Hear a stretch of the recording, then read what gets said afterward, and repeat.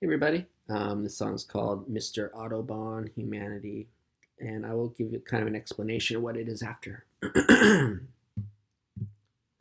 Through the eyes of the earth mover for too long, we've seen the world as we sang our song.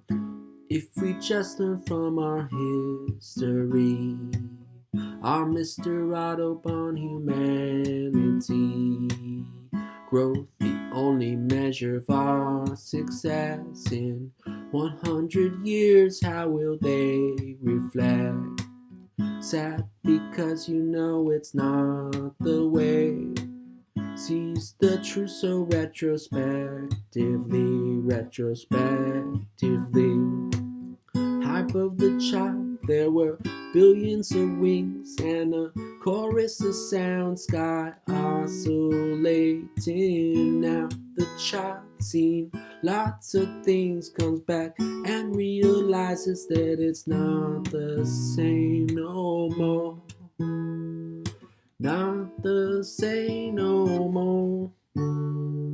Not the same no more. Not the same no more.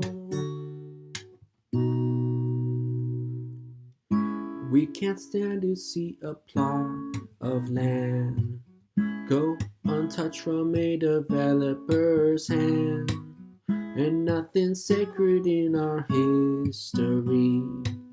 Our Mr. Audubon humanity.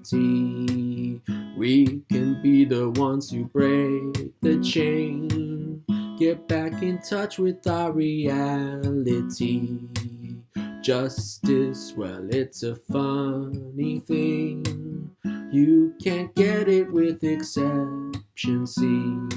Hype of the child, there were billions of wings and a chorus of sound, sky oscillating. Now the child has seen lots of things, comes back and realizes that it's not the same no more. Not the same no more. Not the same no more. Not the same no more.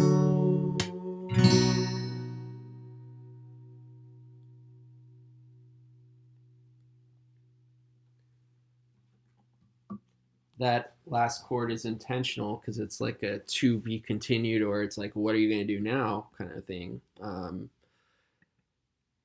That song, this is actually something I've been working on for long time, lyrically at least. The idea that our whole philosophy and how we see the world is kind of perverse, and like you can't see a plot of land untouched with the developer's hand. It's like, it's true. Like, people are just like, wait, why is that piece of land just sitting there? But the real purpose of the song is just to point out humanity in general tends to look at things in terms of retrospect, and we try to solve our problems after we've already like really made our bed. um, Mr. Audubon, who this is about, is kind of a metaphor for humanity. He lived his life, studying the birds of the world, and documenting their taxonomy. But how he would do it was shoot them out of the sky, basically, by the millions. And by the end of his life, there was a fraction of the birds in America that there were when he started documenting them. And so that's where the Audubon Society came from, the effort to protect the birds and all that. So it's a great legacy.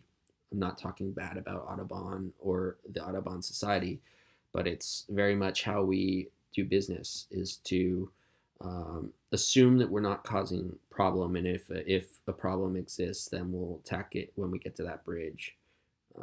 But it's usually in terms of ecosystems and life too late.